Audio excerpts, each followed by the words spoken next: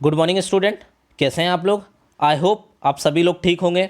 मैं आपका social science teacher और आपको पढ़ाने जा रहा हूँ चैप्टर नंबर 3 वाटर रिसोर्सेज। हमने लास्ट क्लास में हम थोड़ा रिकॉल कर लेते जो हमने पार्ट 1 में पढ़ा था। पार्ट 1 में हमने देखा था वाटर रिसोर्सेज होता क्या है। वाटर रिसोर्सेज क्या होता है? ऐसा रिसोर्सेज जो हमारी नीड्स को सेटिस्फाई करें।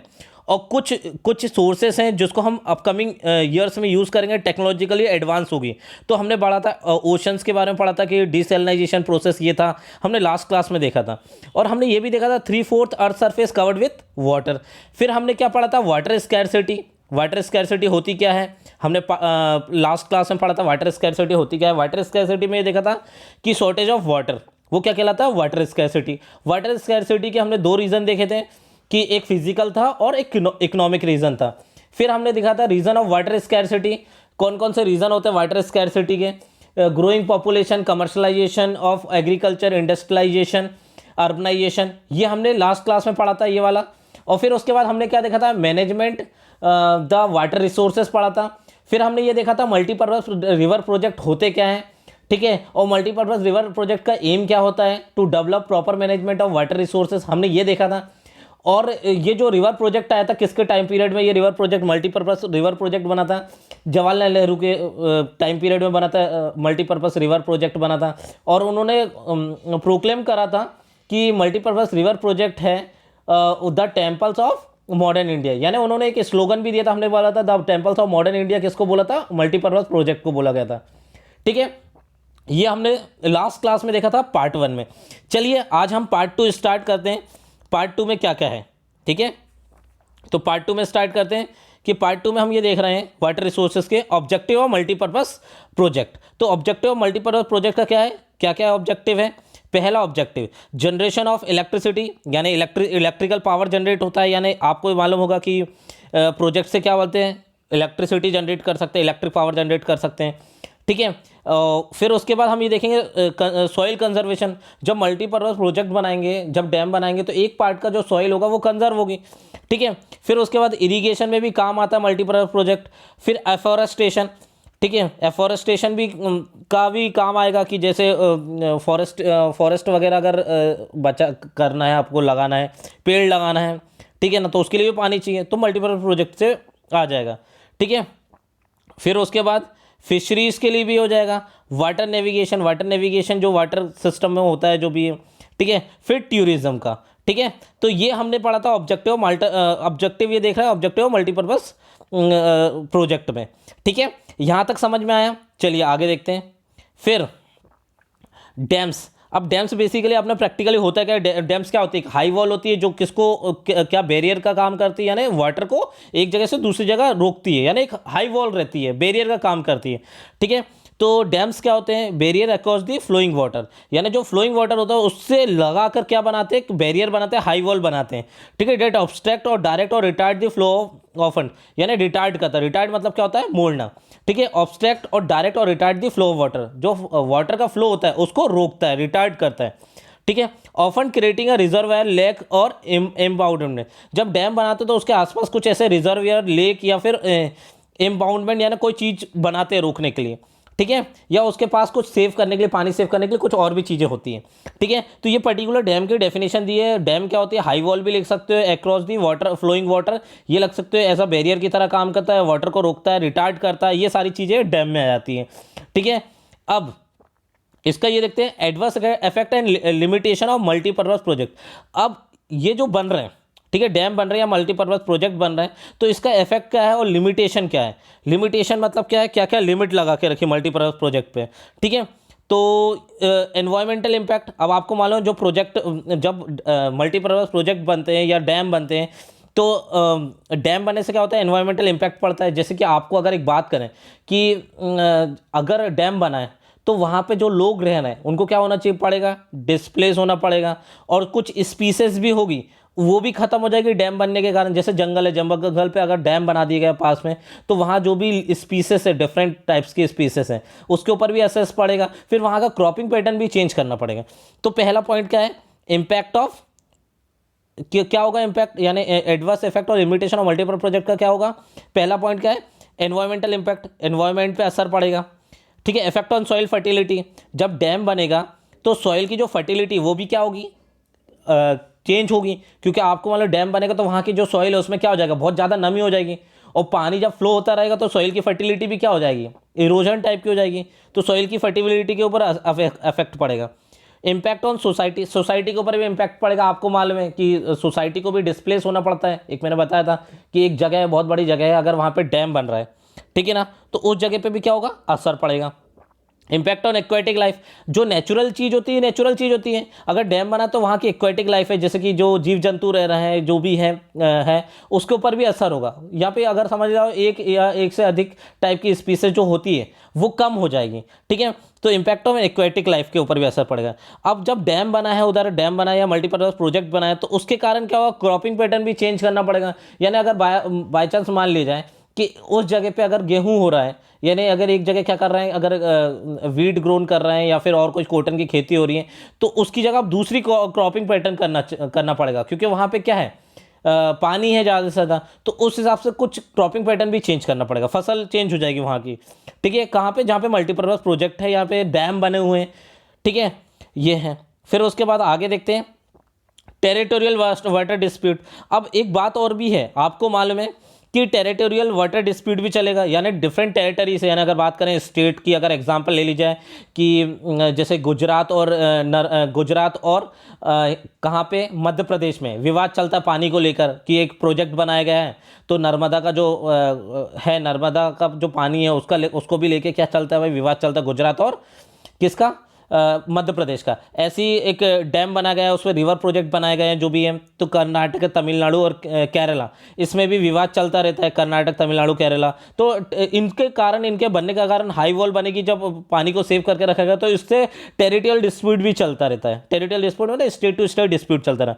फेलियर ऑफ फ्लड, और क्या हो जाता है कि कंट्रोल फ्लड, ठीक है, कभी कभार क्या होता है, डैम टूट जाता है, या फिर मल्टीपर्पज प्रोजेक्ट में ज़्यादा पानी भर जाता है, यानी डैम में ज़्यादा पानी भर गया तो गेट खोलते हैं, तो क्या हो जाता है, तो फ्लड हो जाती है कुछ इलाके में, तो वो वार्निंग दे देते हैं कि भाई पानी बहुत ऊपर हो गया, तो क्या हो जाता है कभी कभार, फेलियर ऑफ कंट्रोल फ्लड। अब डैम बनाया गया कंट्रोल फ्लड के लिए कि भाई पानी को सेव करेंगे, पर वहाँ पे भी ज़्यादा पानी भर जाता है, तो क्या करेंगे भाई, वो फ्लो करते हैं, डैम के गेट खोल देते हैं। तो ये हमने ये चीज़ें देखी थी, ठीक है, तो ये पॉइंट को अच्छे से समझ लीजिएगा और अच्छे से रीड कर लीजिएगा, ठीक है, कि क्या क्या है।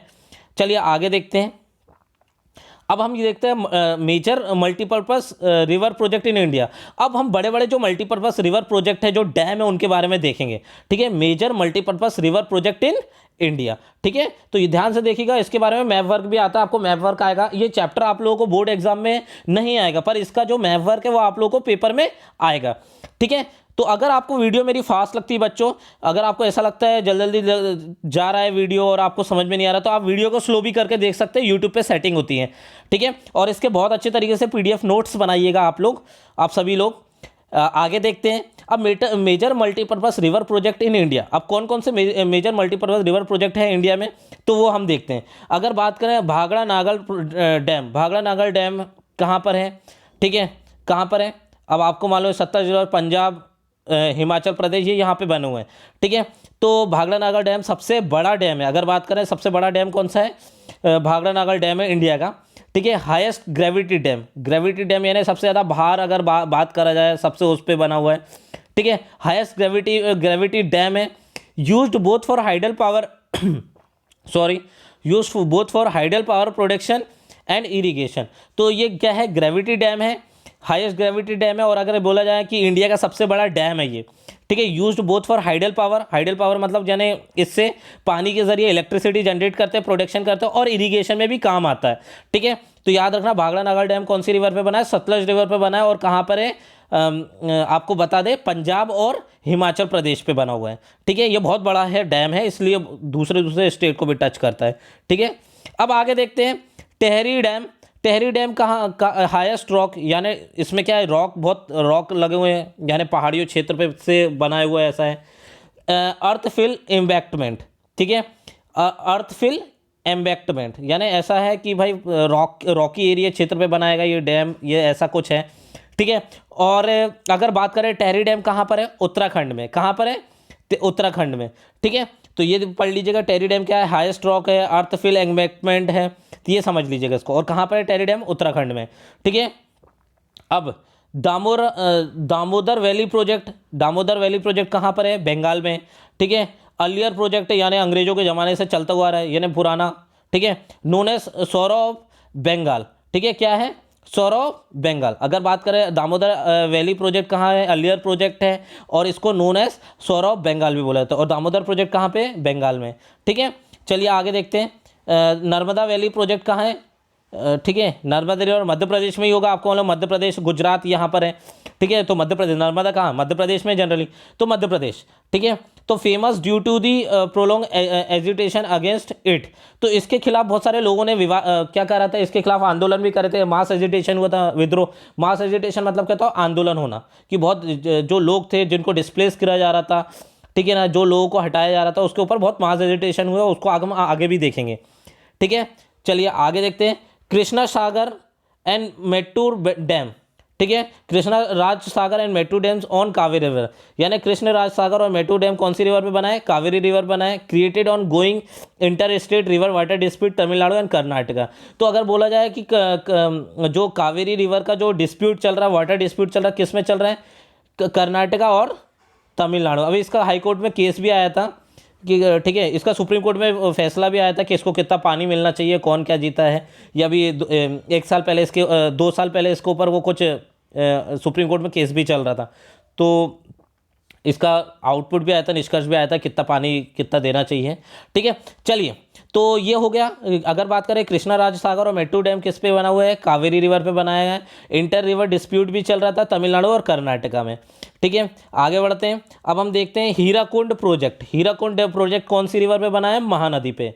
कौन सी रिवर पे बना है बच्चों? महानदी पे बना है हीराकुंड। और अगर बोला जाए हीराकुंड जो प्रोजेक्ट है, ठीक है, तो इंडिया का सबसे लंबा डैम, ठीक है, सबसे लॉन्गेस्ट डैम अगर बोला जाए, सबसे लंबा डैम बोला जाए, तो इंडिया का सबसे लंबा डैम कौन सा है? सबसे बड़ा डैम है इंडिया का, तो वो है भाखड़ा नंगल डैम। और सबसे लंबा डैम कौन सा है? सबसे लंबा डैम कौन सा है? तो हीराकुंड डैम है। तो वो आगे भी देखेंगे हम, पर आप लोग याद कर लीजिए, सबसे लंबा डैम है हीराकुंड डैम, और सबसे बड़ा डैम कौन सा है? भाखड़ा नंगल डैम इंडिया का, ठीक है। हीराकुंड डैम किस रिवर पे बना है? महानदी रिवर पे बना है। किस रिवर पे बना है बच्चा? महानदी रिवर पे बना है। Purpose of integrated conservation of water with flood control, इसका मेन पर्पस क्या होता है? इंटीग्रेटेड कंजर्वेशन ऑफ वाटर, यानी क्या होता है? इंटीग्रेटेड मतलब क्या होता है? यानी इंटीग्रेटेड कंजर्वेशन ऑफ वाटर, यानी अलग अलग तरीके से जो सोर्सेस है उन सबको मिला के क्या करना? वाटर को कंजर्व करा जाता है, ठीक है। और इसका एक मेन और है कि ये क्या है? कंट्रोल फ्लड भी करता है, ठीक है। तो ये बिल्ट ऑन क्या है? महानदी रिवर पर प्रोजेक्ट बना हुआ है। और इंटीग्रेटेड कंजर्वेशन, इसका मेन पर्पस है वाटर को कंजर्व करना अलग अलग तरीके से, ठीक है, और कंट्रोल फ्लड भी करना। तो अगर एक टॉपिक है नर्मदा बचाओ आंदोलन या सेव नर्मदा मूवमेंट करके अगर आपको शॉर्ट नोट आया, ठीक है, तो याद रखना नर्मदा बचाओ आंदोलन या सेव नर्मदा मूवमेंट, ठीक है। इसके जो लीडर थे, अगर बोला जाए नर्मदा बचाओ आंदोलन जो सेव नर्मदा मूवमेंट है, इसके जो मेन लीडर थे वो उनका नाम था मेधा पाटकर। मध्य प्रदेश का स्टोरी अगर बोला जाए, नर्मदा बचाओ आंदोलन कौन ने स्टार्ट करा था, उन व्यक्ति का नाम कौन था, क्या लीडर था? मेधा पाटकर। क्या नाम था? मेधा पाटकर। चलिए आगे देखते हैं। नर्मदा बचाओ आंदोलन या save Narmada movement, it is a non government organisation, ठीक है।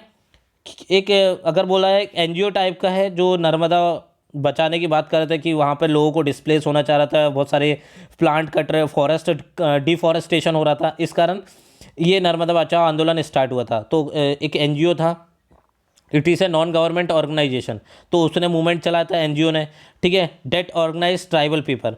और किसने और ये ऑर्गेनाइज किसके लिए करा था? ट्राइबल पीपल के लिए करा था, फार्मर के लिए करा था, और एनवायरमेंटलिस्ट किसने ऑर्गेनाइज करा था? ट्राइबल पीपल ने करा था, फार्मर ने करा था। ये तो इसके जो इट इज़ और नॉन गवर्नमेंट ऑर्गेनाइजेशन है। जो नर्मदा बचाओ आंदोलन तो करा था नॉन गवर्नमेंट ऑर्गेनाइजेशन, और इसको और भी जो लोग थे इसमें कौन कौन थे? ट्राइबल पीपल होगा, फार्मर हो गए, एनवायरमेंटलिस्ट हो गए थे। ये सब किसके खिलाफ थे? Sardar Sarovar dam built on Narmada river पे। यानी ये सीधा है कि ये जो आंदोलन है ये किसने चलाया? नॉन गवर्नमेंट ऑर्गेनाइजेशन तो चलाया था। और इनके साथ साथ कौन थे? ट्राइबल पीपल थे, फार्मर्स थे, एनवायरमेंटलिस्ट थे। और ये किसके खिलाफ थे? जो सरदार सरोवर डैम पे सरदार सरोवर डैम बन रहा था, कौन सी रिवर पे बन रहा था? नर्मदा रिवर पे। सरदार सरोवर डैम बन रहा था, कौन सी रिवर पे बन रहा था? नर्मदा रिवर पे बन रहा था। कहाँ पे? गुजरात में। गुजरात और मध्य प्रदेश की बॉर्डर पे ही समझ लो, क्योंकि नर्मदा कहाँ पे? गुजरात और कहाँ पे? मध्य प्रदेश में।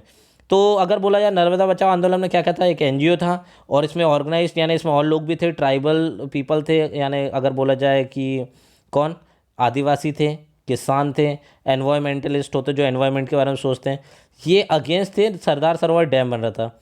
किसके ऊपर? नर्मदा रिवर पे। इसलिए बोल रहे थे नर्मदा बचाओ। नर्मदा क्यों बचाओ? क्योंकि डैम बन रहा है उसके ऊपर, ठीक है।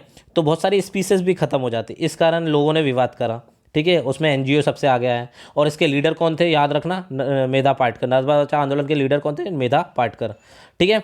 It originally focused on the, ये इसका मेन क्या था, एम क्या था? Originally focused on the environmental issue related to trees would be submerged under the dam water. तो ये ओरिजिनली फोकस करा गया था, एनवायरमेंटल इशू थे कि अगर वो बनेंगे, क्या डैम बनेगा तो जो पूरे ट्रीज हैं वो काय में सबमर्ज्ड हो जाएंगे, डूब जाएंगे डैम वाटर में, ठीक है। तो ये होगा। तो recently refocused aim to enable poor citizen and rehabilitation facilities from the government. अब रिसेंटली इसको रीफोकस्ड करा गया और एक एम बनाया गया है कि जो पुअर सिटीजन है इन लोगों को क्या करा गया, रिहेबिलिटेशन करा जाए, इनको फैसिलिटीज़ दिया जाए गवर्नमेंट की तरफ से। यानी चलो डैम तो बन ही रहा है पर इनको जो है इनको क्या कर रहे हैं, इनको रिहेबिलेट कराया जाए गवर्नमेंट से कहकर। रिहेबिलिटेशन मतलब वहाँ पे सेटल करा जाए, ठीक है। तो ये मूवमेंट चला था, लोगों ने बहुत विवाद करा था इसका, ठीक है।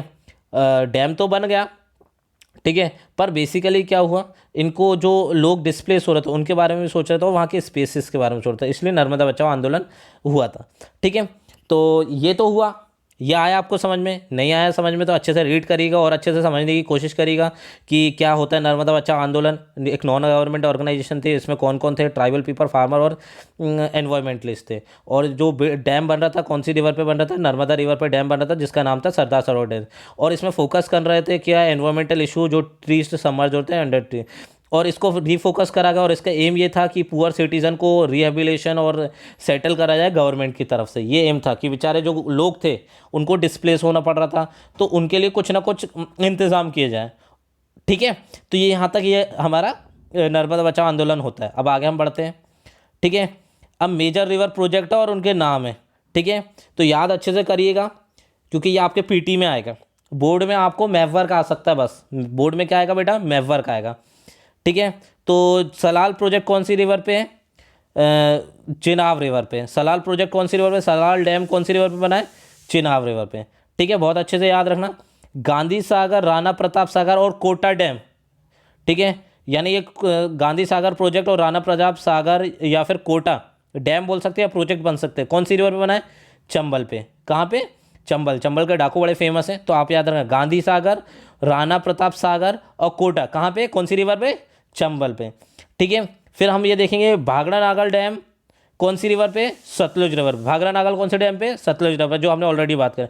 मेट्टूर और कृष्णा राज सागर डैम कौन सी रिवर पे बना है या प्रोजेक्ट कौन सी रिवर पे बना है? कावेरी पे। नागार्जुन सागर, कोयना या तुंगभद्रा कौन सी रिवर पे बना है? कृष्णा रिवर पे, ठीक है। सरदार सरोवर डैम कौन सी रिवर पे बना है? नर्मदा पे, जिसको हमने पढ़ा था, ठीक है, नर्मदा पे। टेरी डैम कौन सी रिवर पे बना है? भागीरथी पे बना है। कौन सी रिवर? भागीरथी, गंगा बोल सकते हैं, या तो याद रखना टेरी डैम अगर भागीरथी नहीं तो गंगा होगा, ठीक है। बेसिकली उस रीजन में क्या है? भागीरथी। टेरी डैम कौन सी है? भागीरथी, ठीक है। और कहाँ पे रहे टेरी? उत्तराखंड में। हीराकुंड कहाँ पे है? हीराकुंड डैम महानदी, ओडिशा, ठीक है। हीराकुंड डैम कौन सी रिवर पे बना है? महानदी। और महानदी कहाँ पे? ओडिशा में, ठीक है। हीराकुंड डैम कहाँ पे? महानदी कहाँ पे? ओडिशा में। पर महानदी का ओरिजिन कहाँ से हुआ है? छत्तीसगढ़ से, ये याद रखना, ठीक है। अब तेलियाना, कोणार, मैथोन एंड पंचायत कहाँ पे? कौन सी रिवर है? दामोदर। दामोदर वैली, ठीक है, दामोदर रिवर पे, ठीक है, दामोदर रिवर पे, याद रखना दामोदर रिवर पे, ठीक है। अब हाइड्रोलिक स्ट्रक्चर। हाइड्रोलिक स्ट्रक्चर आपको मालूम है, हाइड्रोलिक मतलब पानी, हाइड्रो मतलब हाइड्रोलिक, हाइड्रो मतलब पानी, पानी का स्ट्रक्चर जो भी कैसा क्या बना है वो हम देख रहे हैं, ठीक है। एंशंट टाइम में बात कर रहे थे, एंशंट टाइम की बात करें, एंशंट इंडिया में created to divert the natural flow of water. ये हाइड्रोलिक स्ट्रक्चर एंशंट टाइम में बनाया था कि क्या करा गया था? जो नेचुरल फ्लो ऑफ वाटर है उसको डाइवर्ट करा गया पानी बचाने के लिए। वाटर हार्वेस्टिंग सिस्टम था, ठीक है। Channelling the water flood of the river Ganga in first century BC, यानी ये जो था ये चैलेंजिंग था। तो ये वाटर जो हाइड्रोलिक स्ट्रक्चर ऐसा बनाया गया था कि पानी को क्या करा जाए? डाइवर्ट करा जाए, ऐसा करा जाए तो पानी क्या हो? कंजर्व हो। और ये कब था? फर्स्ट सेंचुरी में था। Dams, lakes, irrigation and system, Chandragupta, और चंद्रगुप्त मौर्य के सिस्टम में भी ऐसे ही बनाया गया था, ठीक है, 3rd सेंचुरी BC में। तो dams, lakes, irrigation system built during the Chandragupta Maurya reign बोले तो उसके टाइम पीरियड में, यानी जब चंद्रगुप्त मौर्य ने रूल करा था, ठीक है, BC, 3rd सेंचुरी BC, ठीक है। तो ये था। और ये हाइड्रोलिक स्ट्रक्चर एंशिएंट टाइम की बता रहा है कि हाइड्रोलिक स्ट्रक्चर क्या था। एंशिएंट टाइम में नेचुरल वाटर को डाइवर्ट करा जाता था, उसको सेव करा जाता था, या फिर फ्लड ना हो उसके कारण वो ऐसे चीज़ें बनाए जाते थे, ठीक है। तो ये बताया गया, ठीक है। और 3rd सेंचुरी में भी बना था, चंद्रगुप्त मौर्य के टाइम पीरियड की बात कर रहे हैं, ठीक है। भोपाल लेक आर्टिफिशियल लेक, ठीक है। आर्टिफिशियल मतलब क्या बोला जाता है? आर्टिफिशियल मतलब ये होता है, नेचुरल मतलब जो ऊपर वाले की देन हो, आर्टिफिशियल क्या है? जिस इंसान ने बनाया, बिल्ट इन 11th सेंचुरी में। तो एक अगर बात करा जाए कि पानी को सेव करने का, और ऐसा तरीका बनाया गया कि पानी को सेव करा जाए, बचाया जाए, डाइवर्ट करा जाए कि पूरा पानी उसी तरफ जाए, तो 11th सेंचुरी में बना है। तो भोपाल लेक अगर बात करें, अपर लेक की बात करें, तो ये भोपाल लेक ऐसी बनी गई artificial lake, built in 11th century में। अगर पानी गिरेगा तो उसके अंदर पूरा भर जाएगा, ठीक है ना, इस तरीके से बनाया। सीहोर का पानी कहाँ आता है भाई? भोपाल के वो बड़े तालाब में, ठीक है।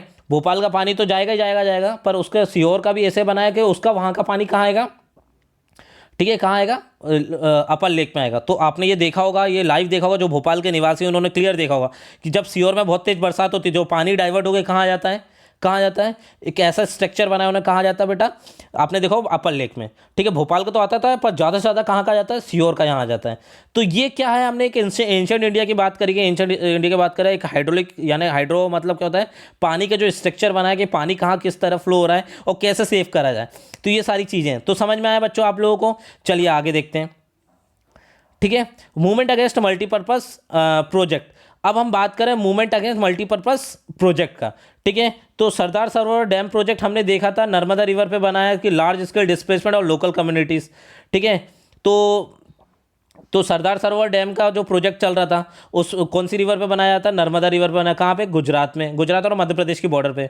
Large scale of displacement, local community जो वहाँ पे रहते थे उनको डिस्प्लेस होना पड़ता। Massive displacement Tehri dam project on Bhagirathi. और ये भी बता रहे हैं कि भाई कि टेरी डैम के बनने के कारण कौन सी रिवर पे बन रहा था? भागीरथी, ठीक है। टेरी डैम बन रहा था कौन सी? भागीरथी रिवर। वहाँ पे भी सोशल मूवमेंट हुए, लोगों के मूवमेंट हुए। मूवमेंट मतलब क्या होता है?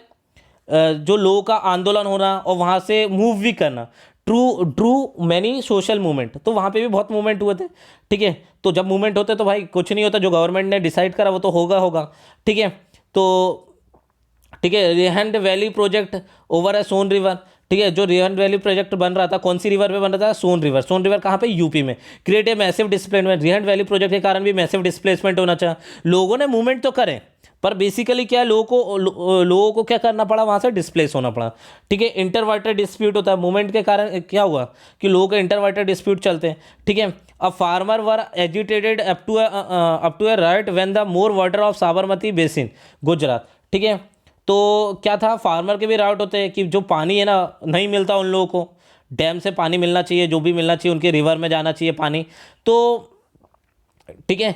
तो कहाँ farmer were agitated up to a riot मतलब क्या होता है बेटा? दंगे हो गए। व्हेन वो मोर water of Sabarmati basin Gujarat, ठीक है। साबरमती बेसिन गुजरात में बहुत फैला, तो लोगों के में, फार्मर में भी विवाद होने लगा था इसको लेकर, ठीक है। अब आगे देखते हैं। Hydro electric power contribution 22% of Indians total energy, ठीक है। अगर बात करें इंडिया में जो हाइड्रो इलेक्ट्रिक पावर है वो कितना परसेंट कंट्रीब्यूट करता है, कितना परसेंट योगदान करता है? 22% ऑफ इंडियाज टोटल एनर्जी। अगर इंडिया की टोटल एनर्जी है उसमें से अगर बात करें पानी से जो जनरेट हो रही है वो कितना है? 22%। और भी अदर सोर्सेज होते हैं, पर यहाँ पे बताएगा 22%, ठीक है। यहाँ तक समझ में आया? और नहीं समझ में आया, अच्छे से एनसीईआरटी रीड करिएगा, इस जो पीडीएफ फाइल है इसको भी समझिएगा, ठीक है। बहुत अच्छे से मैंने नोट्स बनाया, आपको बहुत अच्छे से समझ में आएगा, है ना बच्चों। चलिए आगे बढ़ते हैं, देखते हैं वाटर स्कैरसिटी एस्पेक्ट। अब वाटर स्कैरसिटी के दो पहलू भी होते हैं। एस्पेक्ट मतलब क्या होता है? पहलू। अगर बोले जाए to aspect of water scarcity, या एस्पेक्ट बताइए। एस्पेक्ट मतलब होता है पहलू या फेसेस, ठीक है। तो क्वांटिटेटिव एस्पेक्ट और क्वालिटेटिव एस्पेक्ट। क्वांटिटेटिव मतलब क्वांटिटी में, और क्वालिटेटिव मतलब क्या होता है? क्वालिटी। क्वांटिटेटिव मतलब क्वांटिटी और क्वालिटेटिव मतलब क्वालिटी, ठीक है। तो यहाँ पे हम बात करें क्वांटिटेटिव की, बात करें कि क्वांटिटेटिव क्या होता है? क्वांटिटी मतलब shortage of water, create a shortage of, यानी क्वांटिटी कम होना, ठीक है। ऐसी क्रिएशन होना कि क्वांटिटी क्या हो जाए? कम हो जाना, शॉर्टेज ऑफ वाटर। अब शॉर्टेज ऑफ वाटर के कौन कौन से फैक्टर हैं, ठीक है। ग्रोइंग पॉपुलेशन यानी पॉपुलेशन इंक्रीज होना, ठीक है। कमर्शलाइजेशन ऑफ एग्रीकल्चर होना, variation of seasonal and precipitation, annual precipitation. अब आपको मालूम है शॉर्टेज ऑफ वाटर क्या होता है, क्वांटिटी कभी बढ़ती कभी घटती है, क्वांटिटी, ठीक है।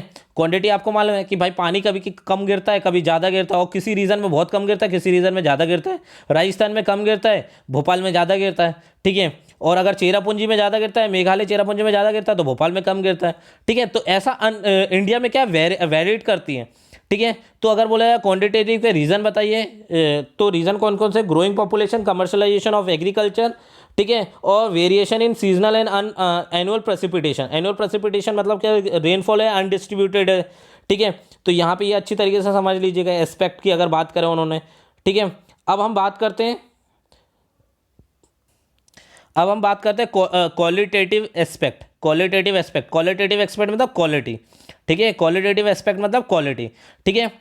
Degrade the quality of water. अब इसमें क्या हो रहा है, जो क्वालिटी ऑफ वाटर है वो डिग्रेड हो रही है। कैसे हो रही है डिग्रेड, पॉल्यूशन, ठीक है। Pollution, domestic wastage, industrial wastage are the main factor responsible. यानी क्वालिटेटिव में क्या है, मेन चीज़ क्या रहेगी, पॉल्यूशन। और पॉल्यूशन कैसे होगा, डोमेस्टिक वाटर, डोमेस्टिक जो घरों से जो पानी निकाला, domestic waste water, industrial waste, जो इंडस्ट्रियल वेस्ट निकाला। मेन फैक्टर रिस्पॉन्सिबल तो for the pollution of water, तो मेन फैक्टर होता है pollution of water. Reason of water pollution in India, कौन कौन सा रीजन है आपको मालूम है कि अगर रीजन बात करें, इंडस्ट्रीज, यानी क्वालिटी कैसे खराब हो रही है वाटर की, इंडस्ट्रीज से। एग्रीकल्चर, तो आप सोचोगे एग्रीकल्चर से क्या हो रही है, आपको मालूम है केमिकल फर्टिलाइजर यूज़ करे जाते हैं, ठीक है ना। अगर आप देखें जो पेस्टिसाइड यूज़ करे जाते हैं, जो भी आपने देखा होगा स्प्रे से मारते हैं, ठीक है। तो आपने देखा होगा एयर तो पॉल्यूट होता है, साथ में सॉइल भी पॉल्यूट होती है, ठीक है। और जब सॉइल के ऊपर पानी पड़ता है, वो पानी फ्लो होकर फिर से कहाँ जाता है, ज़मीन पे जाता है, या फिर रिवर के ज़रिए पहुंच जाता है फिर से फ्लो होकर।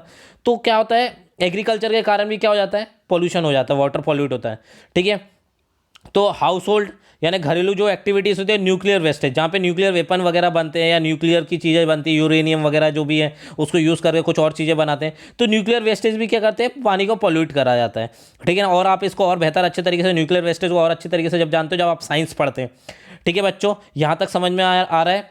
चलिए, वीडियो थोड़ी लेंथी होगी पर समझने की कोशिश करिएगा बेटा, है ना। बहुत ही इंपॉर्टेंट चैप्टर, अच्छा चैप्टर है, ठीक है। सरल चैप्टर है बच्चों, आप लोगों को क्लियरली समझ में आ रहा होगा। इंडस्ट्रियलाइजेशन एंड अर्बनाइजेशन, ठीक है। अगर बात करें इंडस्ट्रियलाइजेशन और अर्बनाइजेशन, तो यहाँ पे किसकी बात कर रहे हैं, सॉरी, तो यहाँ पे अगर बात करें कि ये जो था, हम यहाँ पे तो हमने पॉल्यूशन की बात कर ली, किस क्वालिटेटिव की बात करी, पर यहाँ पे मेरा एक पॉइंट छूट गया है, किसका, क्वांटिटेटिव का। तो क्वांटिटेटिव का फोर्थ पॉइंट है कि आपने देखा इंडस्ट्रियलाइजेशन और urbanisation, today a large number of industries needed water. तो बहुत सारी जो इंडस्ट्रीज है, जैसे कि आप देख लो आइसक्रीम इंडस्ट्रीज हो गई है, आइस क्रीम इंडस्ट्रीज हो गई है, आइस जहाँ पे बर्फ बनता है, ठीक है। तो उनको क्या है, वाटर की बहुत जरूरत है। It is required also required for energy production. और जूट इंडस्ट्रीज है, उसको भी क्या वॉशिंग वगैरह करते हैं, तो जूट को जो भी है, तो उसमें भी वाटर की जरूरत पड़ती है। तो इंडस्ट्रियलाइजेशन और अर्बनाइजेशन, शहरीकरण हो रहा है, तो क्या जरूरत है, पानी जरूरत है, तो बहुत यानी पानी का यूज़ हो रहा है। तो क्वांटिटी क्या, पानी की क्वांटिटी क्या होती जा रही, कम होती जा रही। और क्वालिटी कैसे कम होती जा रही, तो वो तो मैंने बता दिया कि इंडस्ट्रियलाइजेशन, एग्रीकल्चर जो है उसके फर्टिलाइजर, पेस्टिसाइड, जो HYV सीड्स यूज़ कर रहे हैं, उसमें ज़्यादा से ज़्यादा पानी लग रहा है, क्वालिटी तो खराब हो ही रही है क्योंकि फर्टिलाइजर पेस्टिसाइड से खराब हो रही है। हाउस होल्ड एक्टिविटीज़ हो रही है, न्यूक्लियर वेस्टेज हो रहा है, तो क्वालिटी खराब हो रही है। और यहाँ पे इंडस्ट्रीज को पानी का बहुत ज़्यादा यूज़ हो रहा है, ठीक है। तो ये हमने पढ़ लिया था।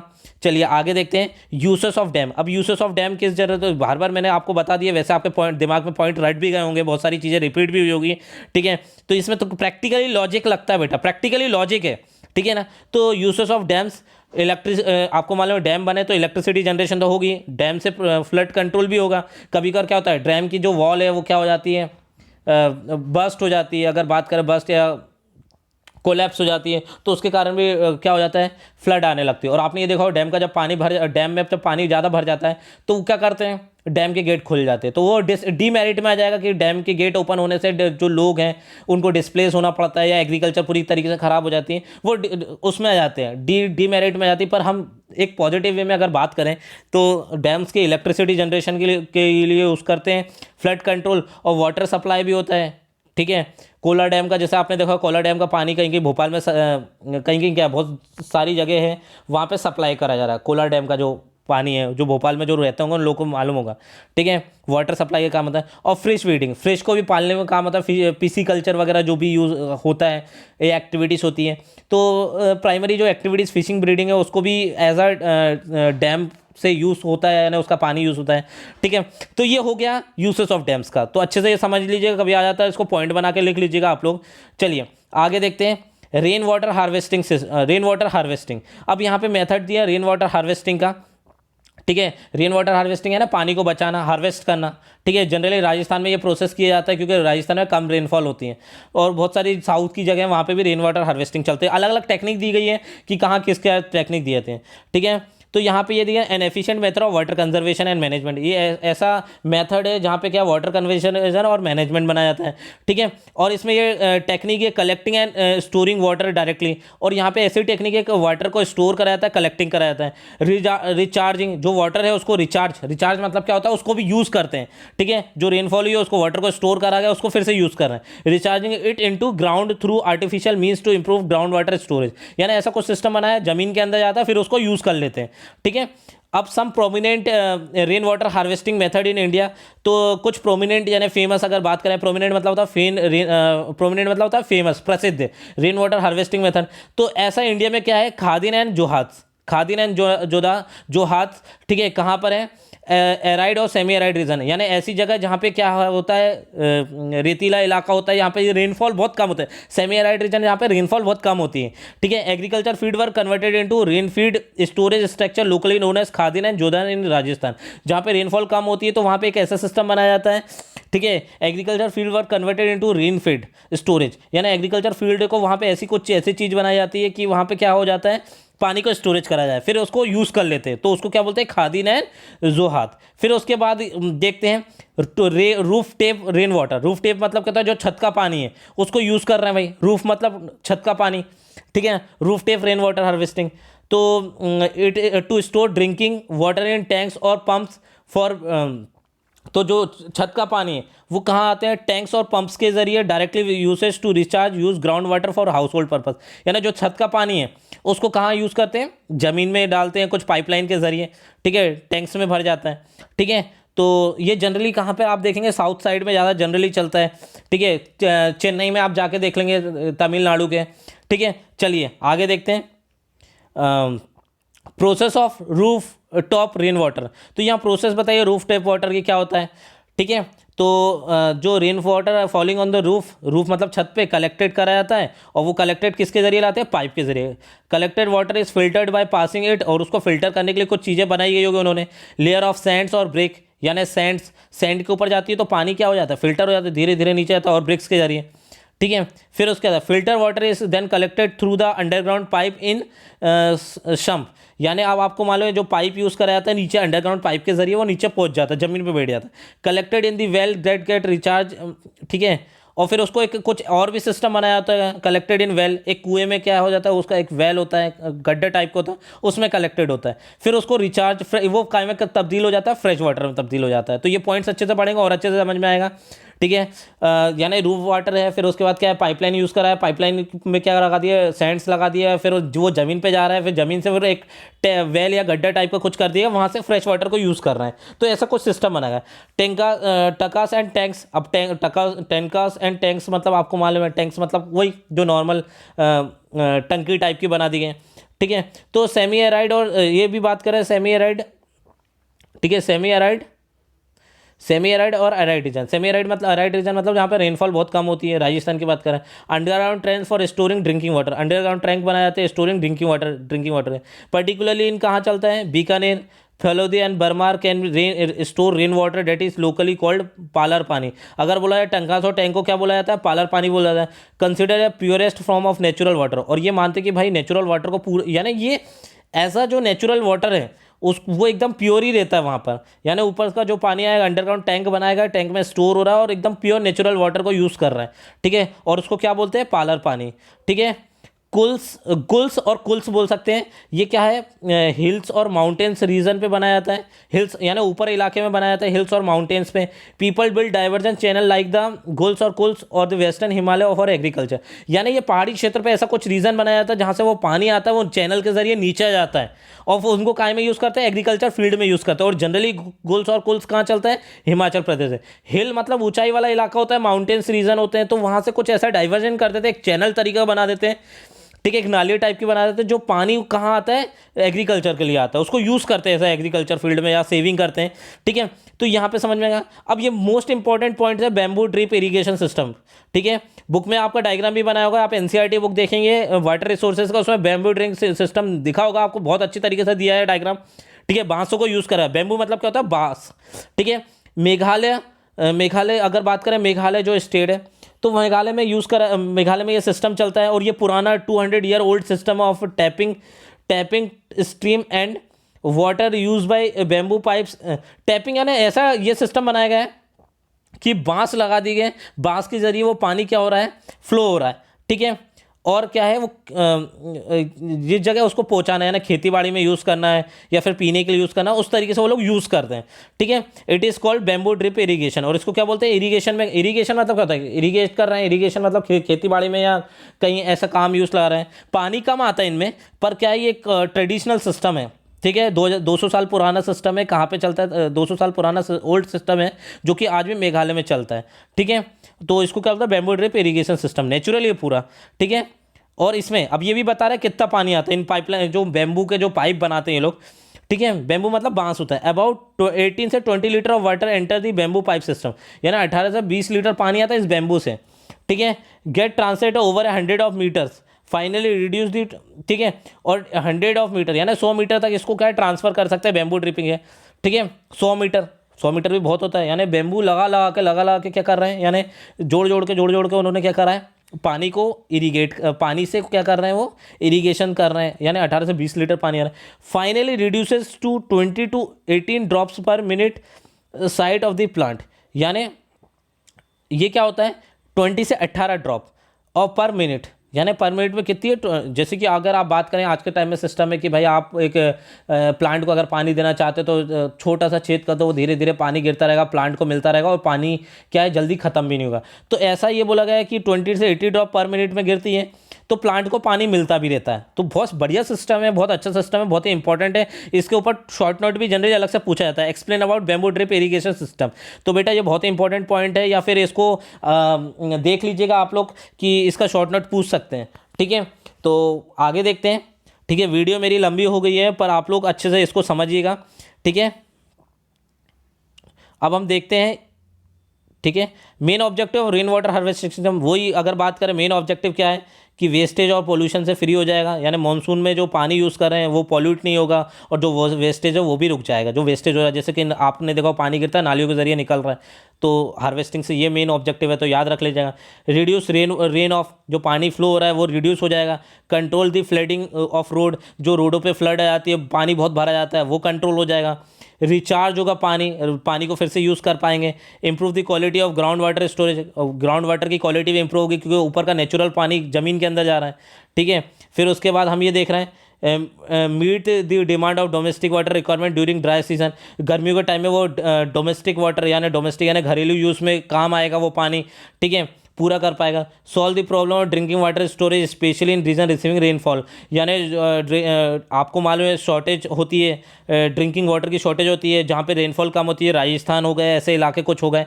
ठीक है, तो वहाँ पे भी ये प्रॉब्लम सॉल्व हो जाएगी। अगर ये जो चीज़ें हैं, अगर हर व्यक्ति इसको अडॉप्ट करेगा तो कभी पानी की कमी होगी नहीं इंडिया में। तो ये चीज़ें हमें अपनी लाइफ में प्रैक्टिकली इन्वॉल्व करना चाहिए सारी चीज़ें। ठीक है, तो अब हम बात कर रहे हैं, एक एग्जांपल लिया गया है मैसूर का। मैसूर कहाँ पे बेटा, कर्नाटका में। और टाइगर ऑफ मैसूर किसे बोलते हैं, टीपू सुल्तान को। आपने हिस्ट्री के चैप्टर देखेंगे। मैसूर, ठीक है, मैसूर एक विलेज है, कहाँ पे, गेंदाधुर, यानी मैसूर के एक छोटा सा गांव है गेंदाधुर। क्या है, गेंदाधुर, गेंदा फूल नहीं है, कहीं तो आप गाना गाने लो गेंदा फूल। ठीक है, मैसूर एक विलेज है गेंदाधुर। ठीक है, तो क्या है, install about 200 roof rain water harvesting system. अब ये क्या करते हैं, 200 roof top rain water harvesting, यानी इंस्टॉल अबाउट, यानी यहाँ पे क्या करा गया है, 200 roof top rain water harvesting system बनाया गया है इस गांव में। 200 बहुत होता है बेटा, गांव में 200 यानी 200 roof top rain water harvesting system बनाया गया है। तो इसमें ये बोल रहा है कि कितना पानी बच जाता है इसमें, प्रेसिपिटेशन 1000 mm प्रेसिपिटेशन ये होता है, प्रेसिपिटेशन होता है यहाँ पर। तो 80% ऑफ कलेक्शन, तो पानी कितना होता है, 80% ऑफ कलेक्शन होता है यहाँ पे। पानी कितना होता है, 80% ऑफ कलेक्शन, और प्रेसिपिटेशन कितना होता है, 1000 mm मिलीमीटर प्रेसिपिटेशन होता है, precipitation in the form of rainfall. ठीक है, तो every house can collect and use about 50,000 litre of water annually, यानी 50,000 लीटर पानी यूज़ करते हैं लोग एनुअली। ठीक है, कलेक्ट तो करते हैं 50,000 लीटर एनुअली इसको यूज़ करते हैं।